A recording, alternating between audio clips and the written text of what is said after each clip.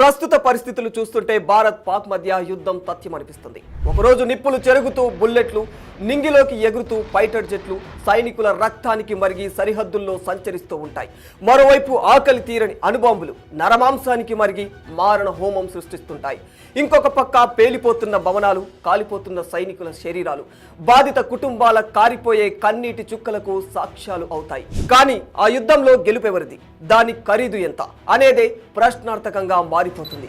ఇంకా యుద్ధం అనేది కేవలం సైనికులపై జరిగేది మాత్రమే కాదు, దేశాల ఖజానాలపై జరిగే విధ్వంసం కూడా ప్రస్తుతం ఎక్కడ చూసినా పాటగా వినిపిస్తూ ఉంది. భారత్ పాక్ మధ్య యుద్ధం జరుగుతుందా లేదా అని. కానీ భారత్ పాక్ మధ్య యుద్ధమే జరిగితే దానివల్ల ఏర్పడే పరిణామాలు యుద్ధం తర్వాత అత్యంత భయంకరంగా ఉంటాయనేది మాత్రం జగమెరగని సత్యం. అయితే నిజంగా భారత్ పాక్ మధ్య యుద్ధం జరిగితే ఒక్క రోజులో ఎంత ఖర్చు అవుతుంది, ప్రతి గంటకు ఎన్ని కోట్లు ధ్వంసమైపోతాయి, ఎవరికెంత నష్టం, ఇక డబ్బే కాకుండా ప్రాణ నష్టం మాటేమిటి, ఆ విధ్వంసం ఎంతకాలం కొనసాగే అవకాశం ఉంటుంది, అసలు ఈ యుద్ధంలో ఎవరు గెలుస్తారు, ఎవరు ఓడిపోతారు. ఇక మ్యాటర్లోకి వెళితే ఒక చిన్న పొరపాటు కూడా యుద్ధానికి ఆజ్యం పోస్తుంది. అలాంటిది పాక్ పెంచి పోషిస్తున్న టెర్రర్ మూకలు భారత్లో చొరబడి 26 మంది అమాయక టూరిస్టులను అత్యంత పాశవికంగా వెంటాడి వేటాడి కాల్చి చంపేశారు. ఆ ఘటనకు సంబంధించిన విజువల్స్ చూస్తేనే వెన్నులో వణుకు పుట్టక మానదు. అంటే అర్థం చేసుకోవచ్చు ఆ దుర్మార్గులు ఎంత దారుణానికి వడిగట్టారు. ఇది యావత్ భారతీయులను ఆగ్రహావేశాలకు గురి చేసింది. ఇవన్నీ పాకిస్తాన్ చేసే నంగనాచి దుర్మార్గపు చర్యలని ప్రపంచ దేశాలకు కూడా అర్థమైపోయింది. ఈ అరాచకాలు ఇంకెంతకాలం భరించాలి అని భారత ప్రభుత్వం పాకిస్తాన్కి ఈసారి చెప్పుతో కొట్టినట్లుగా బుద్ధి చెప్పాలని యుద్ధానికి సిద్ధమవుతోంది. జల, వాయు, భూ మార్గాలను బంద్ చేస్తూ పాకిస్తాన్ను అష్ట దిగ్బంధనంలో బిగించేసింది. కుచిత పాకిస్తాన్ని కనికరించేదే లేదని భారత్ కఠిన నిర్ణయాలు తీసుకుంటూనే ఉంటుంది. అయినా సిగ్గులేని పాకిస్తాన్ భారత్ పైకి యుద్ధానికి సిద్ధమని కయ్యానికి కాలు దువ్వుతోంది. అయితే ఒకవేళ యుద్ధమే జరిగితే జరిగే నష్టం ఎలా ఉంటుందో కార్గిల్ నుంచి బాలకోట్ దాకా ప్రతి ఘర్షణ మనకు అద్దం పడుతోంది. 1947, 1965, 1971, 1999 ఇలా ఇది ఇప్పటికే 4 సార్లు ఎరుపెక్కిన రక్త చరిత్ర. ప్రతి యుద్ధంలో వేల మంది సైనికులు, వారి కుటుంబాల కలలు చితికిపోయాయి. 1947లో భారత విభజన తరువాత కాశ్మీర్ విషయంలో మొదటి రక్తపాతం జరిగింది. ఈ యుద్ధంలో భారత సైన్యం 1100 మంది ప్రాణాలు కోల్పోయారు. పాక్ సైన్యం 6000 మందికి పైగా చనిపోయారు. ఆ సమయంలో ఇరు దేశాలకు ఎంతో అంత ఆస్తి నష్టం కూడా బాగానే జరిగింది. ఇక 1965 ఇది 2 నెలల పాటు కొనసాగిన రెండవ యుద్ధం.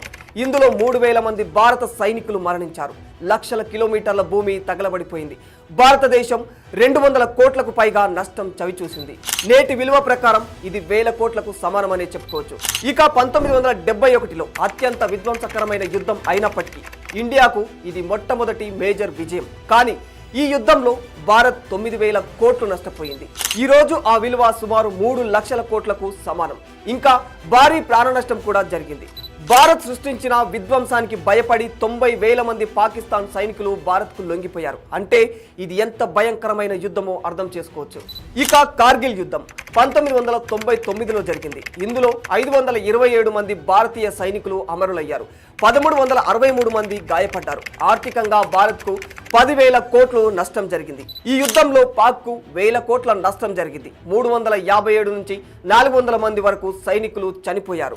665కి పైగా గాయపడ్డారు. ఇలా ఆ టైంలోనే అంత పెద్ద ఆస్తి ప్రాణ నష్టాలు జరిగాయంటే ఇప్పుడున్న పరిస్థితులలో యుద్ధం జరిగితే అధునాతన టెక్నాలజీతో హైపర్ మోడర్న్ వార్ వ్యవస్థలతో జరుగుతుంది. అంటే దీని ప్రభావం ఎంత భయంకరంగా ఉంటుందో మీ ఊహకే వదిలేస్తున్నాను. ప్రస్తుత అంచనాల ప్రకారం ఒక్కరోజు యుద్ధానికి భారత్కు అయ్యే ఖర్చు ఫైటర్ జెట్లకు 20 కోట్లు, యుద్ధ ట్యాంకులు, ఆర్టిలరీలకు 200 కోట్లు, మిసైళ్లకు 200 కోట్లు, కమ్యూనికేషన్, డ్రోన్లు, ఎలక్ట్రానిక్ వార్ వ్యవస్థలకు 100 కోట్లు, మెడికల్, లాజిస్టిక్స్, రేషన్ లాంటి వాటికి 200 కోట్లు ఖర్చయ్యే అవకాశాలు ఉన్నాయి. అంటే ఈ లెక్కన భారత్కు ఒక రోజులో యుద్ధానికి అయ్యే ఖర్చు దాదాపు 700 నుంచి 1000 కోట్లు దాటే అవకాశాలు ఉన్నాయి. ఇది కేవలం ఒక్కరోజు ఖర్చు మాత్రమే. ఇక పాకిస్తాన్ విషయానికి వస్తే ఒక్క రోజుకు 350 నుంచి 500 కోట్లు ఖర్చు అయ్యే అవకాశాలు ఉన్నాయి. ఇంకా దీని ఆర్థిక పరిస్థితి చాలా బలహీనంగా ఉంది. రిజర్వులు తక్కువగా ఉన్నాయి. ఇది ఇప్పటికే IMF మీద ఆధారపడాల్సిన పరిస్థితి ఉంది. పైగా పాకిస్తాన్తో భారత్ తలపడితే ఆ యుద్ధం ఎప్పటి వరకు కొనసాగుతుంది, ఎప్పుడు ముగుస్తుంది అని చెప్పడం చాలా కష్టం. ఈ లెక్కన యుద్ధం ఒక 10 రోజులు కొనసాగిందంటే భారత్కి 10,000 కోట్లు నష్టం, పాకిస్తాన్కి అయితే చిప్ప చేతికి వస్తుంది. ప్రపంచం మీద పడి అడుక్కు తిందామన్నా దీన్ని నమ్మి బిచ్చం వేసే పరిస్థితుల్లో ప్రపంచం లేదు. సో దాదాపు ఆర్థిక పతనమే అని చెప్పుకోవచ్చు. ఇంకా ప్రాణ నష్టం మాటేమిటి? జరగబోయే యుద్ధం ఎన్ని వేల మందిని పొట్టన పెట్టుకోనుందో లెక్కలే వేయలేము. ఈ యుద్ధంలో గెలిచేది ఏ దేశమో కాదు, ఆయుధ తయారీ కంపెనీలు, ఆయిల్ ఎగుమతిదారులు మాత్రమే ఇందులో గెలుస్తారు. ఇంకొక విషయం ఏమిటంటే యుద్ధ భయం మొదలైన 24 గంటల్లో లక్షల కోట్ల రూపాయలు పతనమవుతాయి. విదేశీ పెట్టుబడులు పెట్టాలన్నా బయటి దేశాలు ఒక్కటి కూడా ముందుకు రావు. అమ్మకాలు, ఎగుమతులు, టూరిజం 90% తగ్గుముఖం పట్టే అవకాశాలు ఉంటాయి. ఆయిల్ ధరలు, నిత్యావసర సరుకులపై భారం భారీగా పెరిగే అవకాశాలు ఉంటాయి. రూపాయి విలువ కూడా ఇంకా దారుణంగా పతనమైపోతుంది. ఫైనల్గా గెలుపు ఎవరిదైనా నష్టం మాత్రం 2 దేశాలదని చెప్పుకోక తప్పదు. కార్గిల్, 1971 లాంటి విజయాల్లో కూడా గాయాలు, కన్నీళ్లే మిగిలాయి తప్ప ఒరిగిందేమీ లేదు.